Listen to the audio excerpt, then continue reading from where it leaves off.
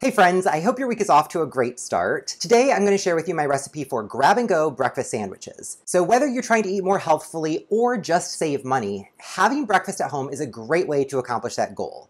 What's better is that this recipe comes together in less than 20 minutes, uses only a few simple ingredients that you probably already have on hand, and I'm going to show you a few different ways to execute the recipe so it requires no special equipment. So without any further ado, let's get into it.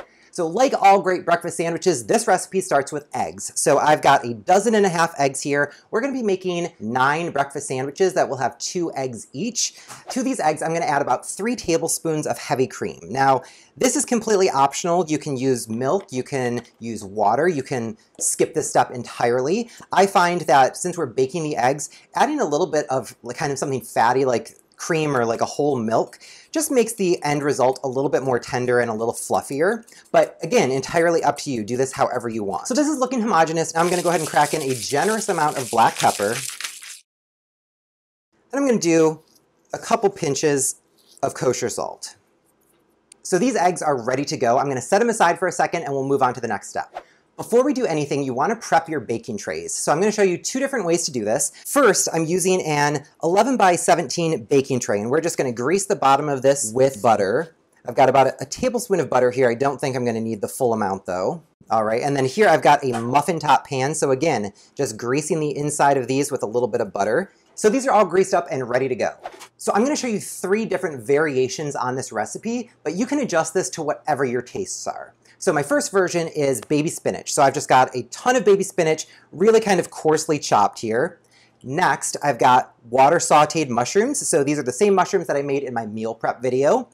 And then last, I've got a pre-cooked breakfast sausage. You want to use pre-cooked here, or you want to cook it yourself in advance, but it's not going to be in the oven in the egg mixture long enough to cook the sausage thoroughly. And I want this sausage to be in pretty small bite-sized pieces, so I'm just going to go ahead and dice it up into small cubes. All right, so these look like some nice manageable pieces here. So that's all the prep that's required. With our ingredients prepped, we can go ahead and distribute them between the baking pans. So I'm keeping my ingredients kind of separated into little rows. However, if you want to mix everything together, that would taste awesome too. If you don't like the flavors I'm using, this is a super flexible recipe. So whatever you like would be a-okay here. So some roasted bell peppers would be great. You could do garlic and onion.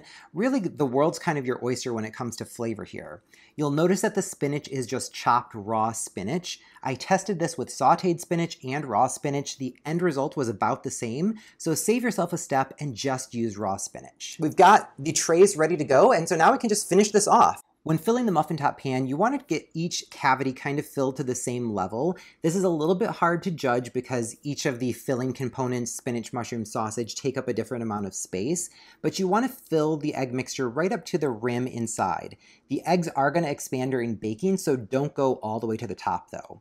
If you're doing this all in a baking tray, just pour the entire mixture out. It's nice and easy. So I'm going to pop these into a 350-degree oven and we'll bake them for about 10 to 12 minutes. We just want the egg to be fully set, but we don't want it to pick up a brown color. So it's been 12 minutes. Let's see how the eggs are doing. All right, so we've got our sheet pan eggs. You can see that these are fully set on the top. They're very steamy, but no liquid remaining. And then here we've got the muffin top eggs. And again, fully cooked. So I'm going to let these cool down for about 5 minutes. You can see that the eggs are really puffed up. As they cool down, the eggs are going to retract and it'll be easier to remove them from the pans.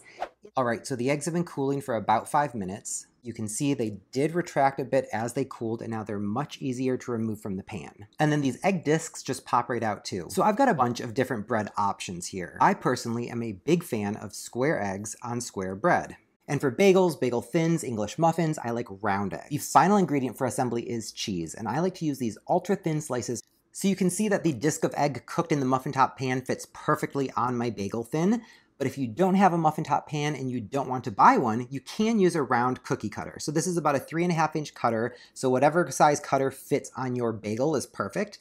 And then just bake your eggs in a rectangle and cut it out like you're making cookies. The end result here is basically the same thing as what you would get from the muffin top pan, and you didn't have to buy an incremental tool. So no matter what method you're using, you're going to get a good end result here. When it comes to construction, I like to use cheese to kind of glue everything together. So I put a half slice of cheese on the bottom. This will adhere the bread to the egg disc. I put a full slice of cheese in the middle to hold both egg discs together, and then I finish the sandwich with another half slice of cheese to hold the top of the bread on. So this is the finished sandwich. You can see it's nice and hearty. This is definitely something that would be very filling for breakfast. Constructing the sandwich on an English muffin is basically the same as using a bagel thin. The one thing you'll notice is that the circumference of the egg is a little bit bigger than the English muffin. If you had a smaller cookie cutter, you could use that, but I really don't mind that the egg hangs out just a bit. And here you've got a really hearty English muffin breakfast sandwich. When making a breakfast sandwich on regular sandwich bread, I love having a square egg. I like getting the even coverage of egg from corner to corner, so I'm just using a pizza cutter to cut the big sheet of egg into even squares. So you should get 12 slices of egg out of this baking tray, so each square is going to be the equivalent of 1 egg. Once you've got that done, the assembly method is exactly the same as the other two, just alternating layers of egg and cheese. So here you've got another breakfast sandwich using regular sandwich bread, so you don't need to buy special bread. You've got the egg going all the way to the edge, so you're going to have a nice even eating experience the entire time. Once you've got your breakfast sandwiches all assembled, wrap them in aluminum foil and pop them into the freezer. You can store them there until you're ready for them. So when you're ready to reheat your breakfast sandwich, it's super easy. So at night before I go to bed, I'll take this from the freezer and pop it in the refrigerator. That way it can thaw overnight. Then in the morning, before I get in the shower, I'll take this and pop it into my toaster oven at 350 degrees for about 20 to 25 minutes. And that way when I'm done with my shower and ready to walk out the door, my breakfast sandwich is hot and ready to go. Now, if you don't have a toaster oven, you can wrap your sandwiches in parchment paper instead. That way in the morning, you can just microwave it and it'll be nice and hot for you. My toaster oven is preheated, so I'm gonna pop this in. I like to unfold it just slightly to let any steam kind of vent out. Otherwise the bread can get a little bit soggy. I'm gonna pop that in. We'll be ready in 25 minutes. All right, and so the breakfast sandwich is all done heating up, so I'm gonna carefully pull this out. And so it's nice and warm in here, and I mean, it's good as new. So the eggs are still nice and tender, they're not overcooked and rubbery. The bread is still perfectly toasted, it's not all dried and turned into a crouton. I'm super happy, I love these so much. It is such a time saver in the morning, and it's such a money saver too. I really hope you enjoyed this video. If you did, please be sure to give me a big thumbs up and click subscribe. Thank you so much for watching. I'll see you next week.